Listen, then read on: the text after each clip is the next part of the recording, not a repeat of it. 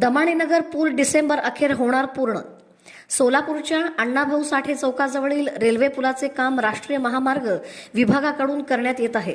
हे काम डिसेंबर अखेरपर्यंत पूर्ण होईल असे महामार्ग विभागाने कळवले आहे.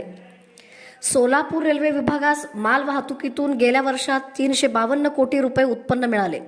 यात सिमेंट वाहतुकीतून 181 कोटी तर कच्च्या मालातून 53 कोटी, साखर वाहतूक 54, पेट्रोल वाहतूक 41 कोटी रुपये मिळाले.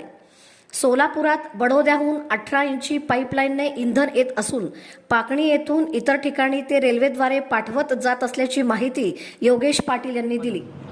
सिमेंटमधनं आपण अर्निंग केलंय 181 करोड, क्लिंकरमधनं 181 करोड सिमेंटच्या वाहतुकीतनं. क्लिंकर जे वाडी सिमेंट प्लांट आहे आपला, तिथनं क्लिंकरचं पण प्रोडक्शन होतं. क्लिंकर हे रॉ मटेरियल असतं सिमेंट प्लांटसाठीच असे, तर त्याच्यामधनं आपण 53 करोडचं उत्पन्न कमावलेलं आहे. साखरे शुगरच्या वाहतुकीतनं 54 करोड, POL मधनं 41 करोड. POL पेट्रोलियम पदार्थ जे आपले पाकणीवरनं लोडिंग होतं, जे ह्या वर्षी सुरू झालेलं आहे आपलं.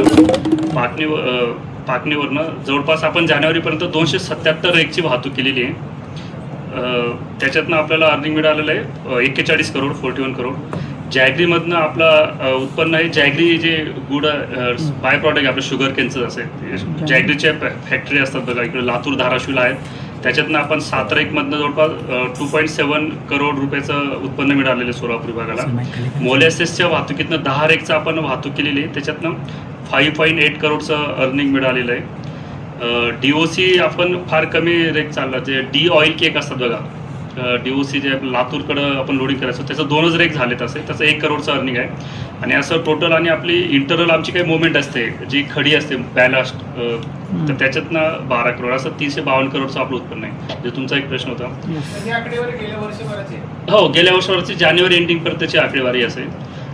ही बेसिक आकडेवारी. जसं पत्रकार परिषदेत सांगितलं की आपल्याला महाराष्ट्र स्पेसिफिक त्यांनी ओव्हरऑल एक 24,000 करोडचं सांगितलं आहे. त्याचं डिटेल जसं 15 दिवसात रेल्वे मिनिस्ट्री किंवा हेडक्वार्टरवरून डेटा येईल तसं आम्ही तुमच्याशी शेअर करू, कारण की आम्हाला जेवढंच माहिती आहे जेवढं त्यांनी अनाऊन्स केलेलं आहे. आणि सर्वात शेवटी आपण मार्किंग झालं कुठलं नाही अजून डिव्हिजनला अधिकृत असं ऑथर अजून डिव्हिजनकडं कुठलीच माहिती नाही, कारण की आम्ही पण बजेट काल आणि आजपासूनच ऐकतो असं ते.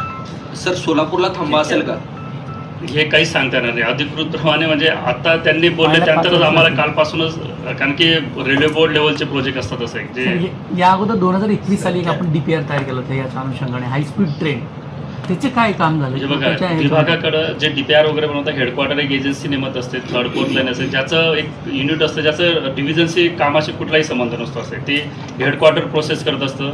म्हणजे जसं आता थर्ड फोर्थ लाईन आहे, पण आमच्याकडे त्याचीही सुद्धा अधिकृत इन्फॉर्मेशन असते असं.